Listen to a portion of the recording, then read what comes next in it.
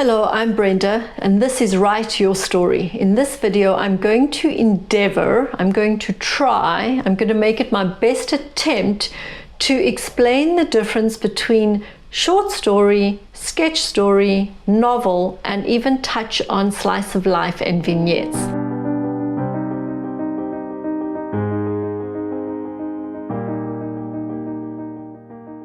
Where does a sketch story fit in? It's not a form of writing we use a lot anymore. And we tend to do novels, the novel format. And I think there's a wide variety of ways we can write. And I think when we try different ways of writing, we explore different ways of writing, we practice different ways of writing, it actually enhances our writing style. So we're going to look at sketch story in context of the other formats of writing. When it comes to memoir, Ernest Hemingway, in his memoir, A Moveable Feast, makes use of sketch story. Each chapter is an independent little story. And now a sketch story is a mini version of a short story, which is a mini version of a novel. So let's start with novel.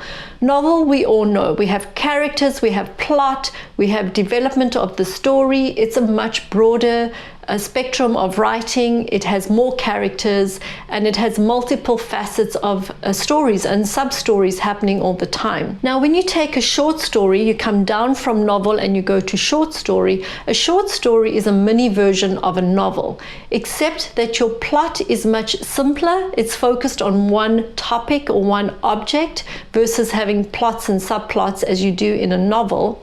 And you also will most likely have fewer characters. You have less space in which to expand your story. So you've got fewer characters, a central focus of your plot, and it has a beginning, middle, end, just like a novel. Now we step one step further back from that and we have sketch story.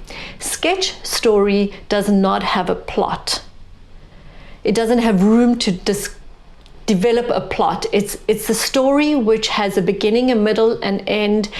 It goes into thoughts and opinions, but it doesn't have a plot. So let's talk about the opening chapter or the opening sketch story in A Moveable Feast.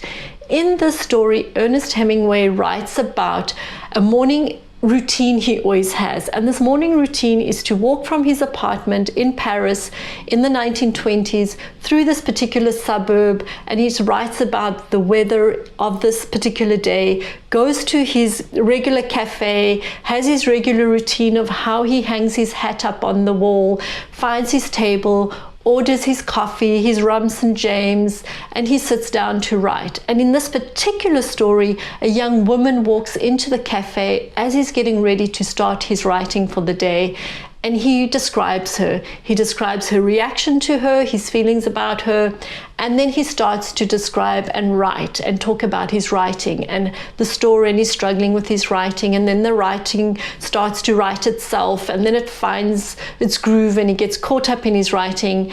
He looks up, this young woman who he found attractive has left, and he shares his thoughts about her, and that's the end of the story.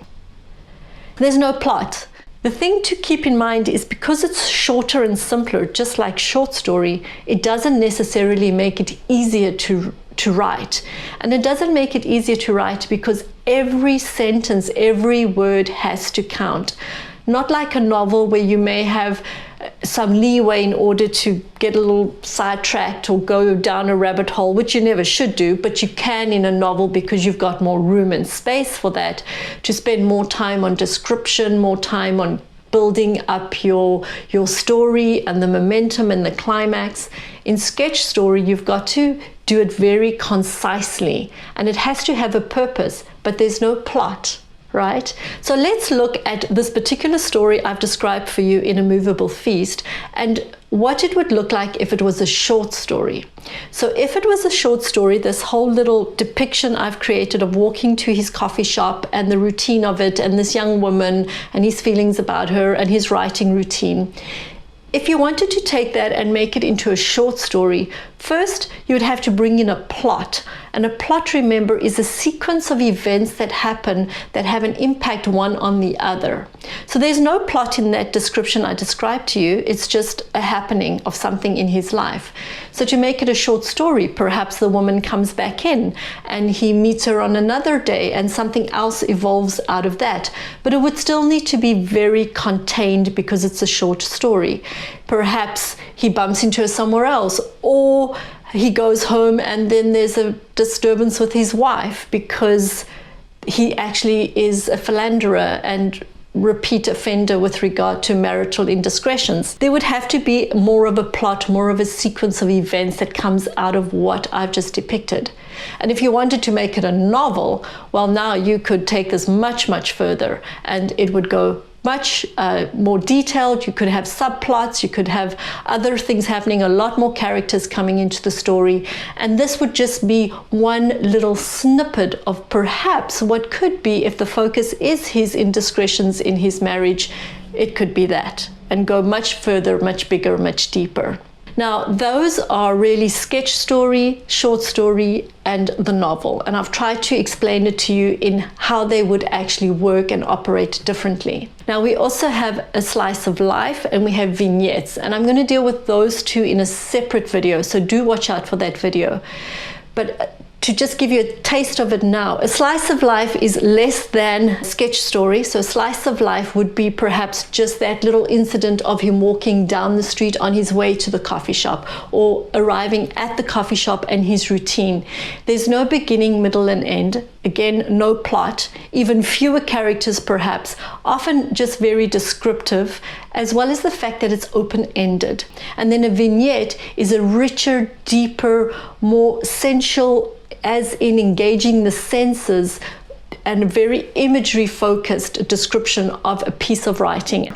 So I'm going to deal with that in a separate video. Watch out for that one if you're interested in finding different ways in which to practice writing and even to structure your memoir.